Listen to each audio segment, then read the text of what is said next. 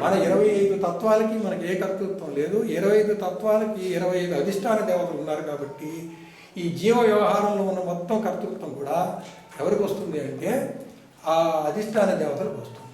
ఈ అధిష్టాన దేవతలు ఎవరంటే మనస్సుకి చంద్రుడు, బుద్ధికి బృహస్పతి, చిత్తముకు క్షేత్రజ్ఞుడు, అహంకారముకు రుద్రుడు, సమానవాయువుకి జయుడు, జ్ఞానవాయువుకి విశ్వయోని, ఉదానవాయువుకి అజుడు, ప్రాణవాయువుకి విశిష్టుడు, అపానవాయువుకి విశ్వకర్త, శ్రోత్రేంద్రియములకు అష్టదిక్పాలకులు, త్వగిద్రియములకు వాయుదేవుడు, చక్షురేంద్రియములకు సూర్యుడు, జిహ్వేంద్రియములకు వరుణుడు, ఘ్రాణేంద్రియములకు అశ్వని దేవతలు, శబ్ద విషయానికి సదాశివుడు, స్పర్శ విషయానికి ఈశ్వరుడు, రూప విషయానికి రుద్రుడు, రస విషయానికి విష్ణువు, గంధ విషయానికి బ్రహ్మ, వాగేంద్రియములకు అగ్ని, పాణేంద్రియములకు ఇంద్రుడు, పాదేంద్రియములకు ఉపేంద్రుడు లేక విష్ణువు, గుహేంద్రియములకు బ్రహ్మ లేక ప్రజాపతి, పాయినేంద్రియములకు మృత్యుదేవత. ఈ అధిష్టాన దేవతలకే కర్తృత్వం ఉన్నది కానీ మన ఇంద్రియాలకి ఎటువంటి కర్తృత్వము లేదు. కనుక అవిద్య ఉండని అవిద్య లేకపోయి మీరు చేసేటువంటి పనికి మీకు కర్తృత్వం అని ఉన్నది అని మీరు అనుకుంటేనే మీకు ఆ కర్మ వాసన ఏర్పడుతుంది. మీకు కర్తృత్వం కనుక లేకపోతే మీరు చేసే కర్మకి వాసన ఏర్పడదు. ఇది నేను చేస్తున్నాను అని అనుకుని చేస్తే నీకు వాసన ఏర్పడుతుంది. చేసినటువంటి పనికి చేస్తున్నప్పుడు కానీ ఫలితానికి కానీ నువ్వు పట్టించుకోకుండా, జ్ఞాపకం పెట్టుకోకుండా, ప్రతిస్పందించకుండా ఉంటే ఆ కర్మకి నీకు వాసన ఏర్పడదు. కర్మ వాసన ఏర్పడకపోతే నీకు పునర్జన్మ లేదు. పునర్జన్మ లేకుండా చేయాలంటే నీ యొక్క కర్తృత్వాన్ని, భోక్తృత్వాన్ని పోగొట్టుకోవాలి. దానికోసం ఈ పిండాండ పంచీకరణలో నీ కర్తృత్వం పోగొట్టడం కోసం ఈ జీవుడు, ఈ పిండం ఎట్లా తయారైందో చెప్పడం జరిగింది. వ్యవహారం ఎట్లా జరుగుతుందో చెప్పడం జరిగింది. నీ ఇంద్రియాలు పని చేయట్లేదు, అధిష్టాన దేవతలు పని చేస్తున్నాయని చెప్పడం జరిగింది. ఆ విధంగా ఈ అధిష్టాన దేవతలు ఎవరు అంటే ఈశ్వరుని యొక్క ఇంద్రియాలే ఈ జీవుడికి అధిష్టాన దేవతలుగా ప్రేరేపిస్తున్నాడు. కనుక ఈశ్వరుడి ఇంద్రియాలు ఏమిటి అంటే గురుమూర్తి, చంద్రుడు, బృహస్పతి, క్షేత్రజ్ఞుడు, రుద్రుడు, జయుడు, విశ్వయుడు, ఈ మాదిరిగా ఈ 25 మంది కూడా ఈశ్వరుని యొక్క ఇంద్రియాలు. ఇక్కడ విషయాలు కాబట్టి శబ్దస్పర్శ రూపరసగంధ విషయాలు కాబట్టి విషయాలకి అధిదేవతలు ఉన్నప్పటికీ జీవ వ్యవహారంలో వాడు నేరుగా పాలు పంచుకోవట్లేదు. వాటికి ఆకర్షించబడి నువ్వే పని చేస్తున్నావు, నువ్వే క్రియ చేస్తున్నావు. కర్తృత్వం పోవాలంటే క్రియ చేసేవాడి సంగతి చూడాలి. క్రియ దేనితో చేస్తున్నాడో దానికి ఉన్నదో లేదో చూడాలి. కర్తృత్వం ఏది ఆధ్యాత్మికం అనుకుంటున్నాడో అది ఆధ్యాత్మికం అవునో కాదో చూడాలి. కనుక ఈ 5 ఈశ్వరుని ఇంద్రియాలు కూడా కాదు. ఈశ్వరుడికి సంబంధించి ఈశ్వరుడికి అధీనంలో ఉన్నటువంటివి ఇవన్నీ అయినప్పటికీ కర్తృత్వం వరకు మనం విచారించేట్లయితే ఈ 5 రావు. 5 రాకపోతే మిగతావే వచ్చినాయి. 25లో 5 పోతే 20 ఉన్నాయి. 20లో జ్ఞాత అనేవాడు విచారిస్తే వీటితో కూడి ఉంటేనేమో జీవుడు, వీటికంటే కర్తృత్వం లేదనుకొని విడిపడిపోతే వీడే ఆత్మస్వరూపుడు. ఆత్మస్వరూపుడు వ్యష్టిలో జీవుడు, జీవాత్మ, జీవభావం పోతే శివుడు. శివుడు అంటే సమిష్టిలో ఈశ్వరుడు. సమిష్టిలో ఉన్నటువంటి ఈశ్వరుడు ఏం చేద్దామో మళ్ళీ వేరే పంచీకరణలో చూస్తాం. ఆ రకంగా వీడిని కనుక వేరు చేస్తే వీడు అధిష్టానాన్ని వేరు చేస్తే 19 మిగిలిన 19 జీవుల్లో సూక్ష్మ శరీరం. సూక్ష్మ శరీరం అంటే ఏంటి? అంతఃకరణ చతుష్టమైనటువంటి మనసు, బుద్ధి, చిత్తం, అహంకారము, పంచ జ్ఞానేంద్రియాలైనటువంటి శ్రోత్రేంద్రియము, త్వగేంద్రియము, చక్షుంద్రియము, జిహ్వేంద్రియము, ఘ్రాణేంద్రియము, పంచ కర్మేంద్రియములైనటువంటి వాక్, పాణి, పాద, గుహ్య, పాయురింద్రియాలు. ఈ 19 కలిసి జీవుడికి సూక్ష్మదేహం. ఇటువంటి సూక్ష్మదేహంలో సమానవాయువు, వ్యానవాయువు, ఉదానవాయువు, ప్రాణవాయువు, అపానవాయువు అనేటువంటివి ప్రతి జీవుడికి ఒక్క తీరుగానే చేస్తున్నాయి. ఇవి పాపాలు, పుణ్యాలు చేయట్లేదు. కనుక వీటి కర్తృత్వం గురించి మనకు అనవసరం. కనుక వ్యష్టి సమిష్టి భేదంలో మిగతా 14 సంగతి మనం తేల్చుకోవాలి. కనుక ఈశ్వరుడి ఇంద్రియాలు 14.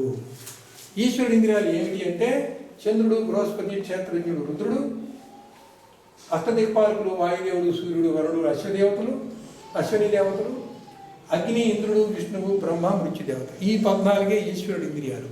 ఇప్పుడు జీవుడు సాధకుడుగైనటువంటి జీవుడు తన కర్తృత్వాన్ని ఇంద్రియాలు లేకుండా చేసినప్పుడు, తన కర్తృత్వానికి అధిష్టాన దేవత మీద బాధ్యత పెట్టినప్పుడు ఈశ్వరుని ఇంద్రియాలైనటువంటి ఈ 14ని విచారించాల్సి వస్తుంది.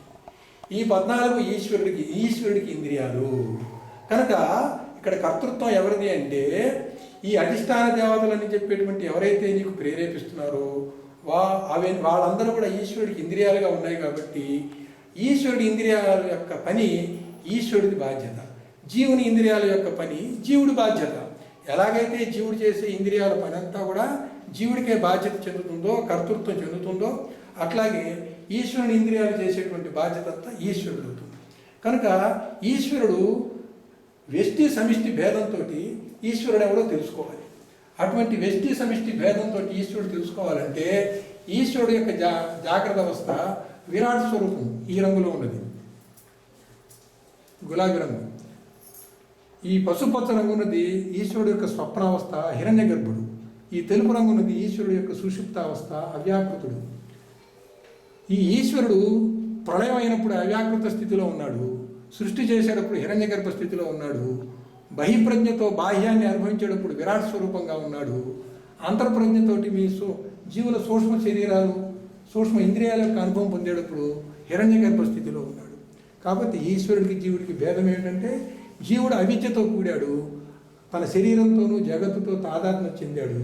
దానివల్ల అతను చేసే పనులన్నీ కర్మలైనవి, ప్రతి కర్మకి వాసన ఏర్పడింది, కర్మవాసన వల్ల పునర్జన్మలు పొందుతున్నాడు. ఈశ్వరుడికి అవిద్యా దోషం లేదు, కనుక తను చేసేటువంటి పని ఏది లేదు. తన ద్వారా జరుగుతున్న పనిని కేవలం గుర్తిస్తాడు అంతే, గుర్తించి స్పందించడు.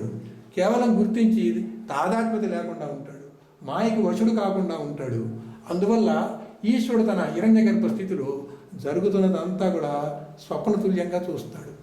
కనుక ఈశ్వరుని యొక్క కళలోనే జీవుడు మళ్ళీ మెలకువ కళ సుషుప్తులు మూడు కూడా ఒకసారి కాకుండా, ఒక జీవితం కాకుండా అనేక పునర్జన్మల్లో అనేక కాలాల్లో ఒక యుగ సమాప్తి అయ్యి యుగ సృష్టి మొదలయ్యి మళ్ళీ సృష్టి ఆగిపోయి మళ్ళీ ప్రళయం అయ్యేదాకా కూడా హిరణ్య గర్భుని యొక్క కళ కొనసాగుతూనే ఉన్నది.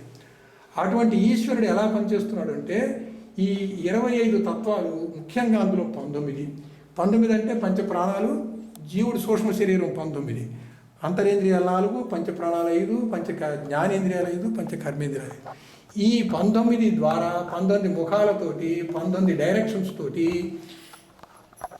ఈశ్వరుడు జీవులని ప్రేరేపిస్తున్నాడు. అలా ప్రేరేపించడం వల్ల ఈశ్వరుడికి ఎటువంటి అనుభవం లేదు, కళానుభవం లాంటిదే. జీవులకు మాత్రము అన్ని అనుభవాలు ఉన్నాయి, ఎందుకంటే వాళ్ళకి అవిద్యా దోషం ఉంది. అయితే ఆ ఈశ్వరుడు జీవుడు వ్యష్టి, ఈశ్వరుడు సమిష్టి. ఈ అధిష్టాన దేవతలు నీ మనస్సుని నా మనస్సునే కాకుండా జీవులందరి మనస్సుని ప్రభావితం చేస్తాయి చంద్రుడు ద్వారా. అదే ఈశ్వరుడు బృహస్పతి ద్వారా అందరి బుద్ధిని ప్రభావితం చేస్తాయి. ఆ విధంగా ఆ ఈశ్వరుడికి ఉన్నటువంటి ఈ 19 సూక్ష్మదేహం జీవుడుకున్న వాటికి 19 ఇంద్రియాలతోటి ప్రేరేపిస్తూ ఉంటాడు. అటువంటి ప్రేరేపణ అంతా కూడా ఈశ్వరుని ఇంద్రియాలుగా ఉన్నాయి. కనుక ఇప్పుడు కర్తృత్వము జీవుడిది అనుకున్నప్పుడు ఎలా ఉంది అంటే జీవుడు తన మనసుతో సంకల్ప వికల్పాలు చేయాలంటే చంద్రుడు ప్రేరేపిస్తున్నాడని జీవుడు అనుకుంటున్నాడు. ఇప్పుడు మిమ్మల్ని ఏమంటున్నారంటే మీరు జీవుడు కాదు, మీరు ఈశ్వరుడు. కాబట్టి ఈశ్వరుడుగా మీరు చెప్పాల్సి వస్తే ఈశ్వరుడు అనేవాడు చంద్రుడు అనే తన ఇంద్రియంతో జీవులందరి మనస్సుగా తానే సంకల్ప వికల్పాలు చేస్తున్నాడు. ఆ విధంగా ఈశ్వరుడికి కర్తృత్వం మారింది జీవుడి నుంచి. అట్లాగే ఈశ్వరుడు బృహస్పతి అనేటువంటి తన ఇంద్రియం ద్వారా జీవులందరి బుద్ధిగా తానే పనిచేస్తున్నాడు, తానే నిర్ణయాలు తీసుకుంటున్నాడు. ఈశ్వరుడు అనేటువంటి వాడు క్షేత్రజ్ఞుడు అనేటువంటి తన ఇంద్రియం ద్వారా జీవులందరి చిత్తముగా తానే చింతించుతున్నాడు. ఈశ్వరుడు అనేటువంటి వాడు రుద్రుడు అనేటువంటి తన ఇంద్రియం ద్వారా జీవులందరి అహంకారముగా జీవుడిని అనుభవించే అనుభవాలన్నీ తానే పొందుతున్నాడు. కాకపోతే కళలాగా పొందుతున్నాడు, అవిద్యా దోషం లేకుండా పొందుతున్నాడు. మనం మాత్రం అవిద్య దోషంతో పొందుతున్నాం. అదేవిధంగా ఈశ్వరుడు తన ఇంద్రియమైనటువంటి అష్టదిక్పాలకులతోటి జీవులందరి శ్రోత్రేంద్రియములుగా అన్నీ తానే వింటున్నాడు. ఈశ్వరుడు వాయుదేవుడు అనేటువంటి శ్రోత్రేంద్రియం ద్వారా అందరి జీవుల చర్మం ద్వారా త్వగింద్రియములతో అన్ని స్పర్శలు తానే ఎరుగుతున్నాడు. సూర్యుడు అనేటువంటి ఇంద్రియం ద్వారా ఈశ్వరుడు అందరి చక్షువులుగా తానే చూస్తున్నాడు. ఈశ్వరుడు వరుణుడు అనేటువంటి తన ఇంద్రియం ద్వారా సకల జీవరాశుల యొక్క జిహ్వగా అన్ని రుచులు తానే ఎరుగుతున్నాడు. ఆ విధంగా ఈశ్వరుడే మొత్తం చేస్తున్నాడు. ఇక్కడ జీవుడి యొక్క కర్తృత్వం ఆధ్యాత్మికంగా ఉన్నటువంటి తన ఇంద్రియాల ద్వారా కాకుండా ఆది దైవికంగా ఉన్నటువంటి దాని ప్రేరణతో జరుగుతుందని పిండాండంలో నిర్ణయించి బ్రహ్మాండంలో ప్రేరణ అనే మాట తీసేసి ఈశ్వరుడే అందరి జీవుల మనసుగా బుద్ధిగా చిత్తముగా అహంకారముగా ఇంద్రియములుగా తానే వ్యవహరిస్తూ తానే నేను నాదిగా అనుభవం పొందుతున్నాడు అని నిర్ణయించాం. కనుక ఇప్పుడు కర్తృత్వం ఎవరి మీద పడింది అంటే ఈశ్వరుడి మీద పడింది. జీవుడికి కర్తృత్వం లేదు. లేని కర్తృత్వం మీద వేసుకోబట్టే అతను చేసేటువంటి పాపపుణ్యాలు అతను స్పందించడం, ప్రతిస్పందించడం, జనన మరణ చక్రంలో తిరుగుతున్నాడు. అతని జనన మరణ చక్రం నుంచి తిరగడాన్ని నుంచి తప్పించుకొని ముక్తి పొందాలంటే, ఈ బంధం నుండి ఈ సంసారం నుండి విముక్తి పొందాలంటే తన యొక్క కర్తృత్వము తనకు కానీ తన ఇంద్రియాలకు కానీ లేదని, తన ఇంద్రియాల యొక్క అధిష్టాన దేవతలైనటువంటి ఈశ్వరుని యొక్క ఇంద్రియాల మీద ఉన్నదని, ఈశ్వరుని ఇంద్రియాలకు కూడా విడిగా దానికి బాధ్యత లేదని, వాటి యొక్క ఇంద్రియాల యొక్క బాధ్యత అంతా ఈశ్వరుడిదేనని, తాను ఈశ్వరుడని సమిష్టి వ్యష్టి భావంతో చేసుకోవాలి. సమిష్టి వ్యష్టి భావంతో ఎలా మారాలి? సమిష్టి వ్యష్టి భావంతో మారాలి అంటే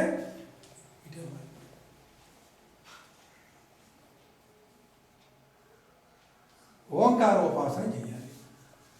అకారం ఒక మాతృక, ఉకారం ఒక మాతృక, మకారం ఒక మాతృక. అకారం జాగ్రత్త అవస్థకి సంకేతం, ఉకారం స్వప్నావస్థకి సంకేతం, మకారం సుషుప్తావస్థకి సంకేతం. జాగ్రత్త అవస్థలో జీవుళ్ళు అభిమాని విశ్వడు, ఇది వ్యష్టి. తైజసుడు స్వప్నావస్థలో వ్యష్టి, సుషుప్తావస్థలో ప్రాజ్ఞుడు వ్యష్టి జీవుళ్ళు. ఇప్పుడు నువ్వు ఈశ్వరుడికి వచ్చేసావు. జీవభేదం లేదు. అనేక జీవులన్నీ కలిపి ఈశ్వరుడిగా అన్నీ నేనే చేస్తున్నాను అన్నావు. ఇప్పుడు నువ్వు ఈశ్వరుడిగా స్థిరం కావాలి. నువ్వు వ్యష్టిగా మాట్లాడడం అనేసి సమిష్టిగా మాట్లాడడం నేర్చుకోవాలి. అప్పుడు జీవుడి యొక్క జాగ్రత్త అవస్థ ఎట్లా ఉందో విరాట్ పురుషుడి యొక్క జాగ్రత్త అవస్థ కూడా అట్లాగే ఉంది. జీవుడి యొక్క స్వప్నావస్థ ఎట్లా ఉందో హిరణ్యుడి గర్భుని యొక్క స్వప్నావస్థ కూడా అట్లాగే ఉంది. జీవుడి యొక్క సుషుప్తిలో గాఢ నిద్రలో అతని స్థితి ఎట్లాగా ఉందో ప్రళయకాలంలో ఈశ్వరుడి యొక్క అవ్యాకృత స్థితి కూడా అట్లాగే ఉంది. కనుక ఈ అకారకార మకారాలు మూడు కలిపి ఈశ్వరుడు. ఈ అకారకార మకారాలు స్థూల సూక్ష్మ కారణదేహాలని కనుక అనేటట్లయితే తురియ స్థితిలో ఉన్నటువంటి పరమాత్మ సాక్షి విలక్షణము. అటువంటి పరమాత్మ నీవే. ఎట్లయితే జీవుడు తాను సూక్ష్మ శరీరం కాదని, తాను స్థూల శరీరం కాదని, సూక్ష్మ శరీరం కాదని, కారణ శరీరం కాదని వీటన్నిటినీ ప్రకాశింపజేసి వ్యవహారం నడిపేటట్టుగా చేసేటువంటి స్వయం ప్రకాశమైన చైతన్యం ఏదైతే ఉన్నదో అటువంటి ఆత్మనే నేనని ఆత్మని దేహం నుంచి వేరు చేసి ప్రత్యేకించావు. కాబట్టి ఆ ఆత్మ పేరు ప్రత్యేగాత్మ. జీవుడిలో వ్యష్టిలో జీవుడుగా ఉన్నటువంటి ప్రత్యేగాత్మ ఈశ్వర భావంలో పరమాత్మ అవుతుంది. ఇప్పుడు తత్వ విచారణ చేస్తే అకార మాతృక జాగ్రత్త అవస్థకి సంకేతంగా వ్యష్టిలో ఈశ్వరుడికి ఏ తత్వం ఉన్నదో సమిష్టిలో విరాట్ పురుషుడు కూడా అదే తత్వం ఉన్నది. కాబట్టి విశ్వడే విరాట్టు.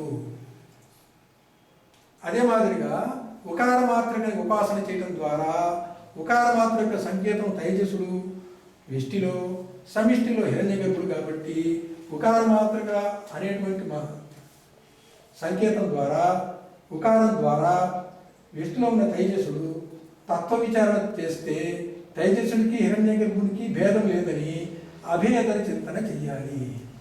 విశ్వడికి విరాట్కి భేదం లేదని అభేద చింతన చెయ్యాలి. చింతన అంటే చూడండి, ఆలోచించడం మనసు, నిర్ణయం చేయటం, భావించడం బుద్ధి. చింతన అంటే చిత్తము. చిత్తంలో చింతన జరుగుతుంది. మీరు ఎక్కడికి వెళ్ళారు? ఆలోచించే స్థితి దాటారు, నిర్ణయాలు చేసే స్థితి దాటారు, భావించే స్థితి దాటారు, చింతన చేసే స్థితికి వచ్చారు. చింతన ద్వారా ఏమి సాధిస్తారు? చింతన ద్వారా చిత్తాన్ని అధిగమిస్తారు. ఆ విధంగా ఆఖరి భాగమైన అంతఃకరణ చతుష్టయంలో ఉన్న చిత్తాన్ని దాటుతారు. అది దాటితే ఎక్కడికి చేరుతారు? ఆత్మభావాన్ని చేరుతారు, సమిష్టిలో పరమాత్మ భావాన్ని చేరుతారు. కనుక ఇక్కడ అభేద చింతన చేయాలి. అంటే వ్యష్టి సమిష్టిలో వ్యష్టిని సమిష్టిని తత్వ విచారణ చేస్తే వ్యష్టిలో ఉన్న జాగ్రత్త అవస్థ యొక్క తత్వం ఎలా ఉన్నదో సమిష్టిలో విరాట్ పురుషుని యొక్క తత్వం కూడా అలాగే ఉన్నది. వ్యష్టిలో కళలో స్వప్నావస్థలో తైజసుని యొక్క అవస్థ ఎలా ఉన్నదో హిరణ్యగర్భుని యొక్క అవస్థ సమిష్టిలో కూడా అలాగే ఉన్నది. అందుకని ఉకారం అనేటువంటి ఒక ప్లాట్ఫారం పెట్టుకొని ఉకారోపాసన చేసి ఉకారాన్ని చింతన చేస్తూ ఆ చింతనలో వ్యష్టి సమిష్టి భేదం లేదని అభేద చింతన చేయాలి.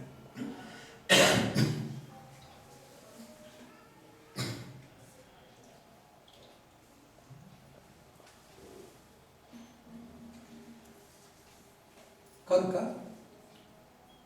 స్థూల శరీరం వరకు వచ్చేసరికి, జాగ్రత్త అవస్థ వచ్చేసరికి విశ్వడికి విరాట్ పురుషుడికి వ్యష్టి సమిష్టి భేదమే తప్ప విచారణలో తత్వరూపేణ రెండు ఒకటే.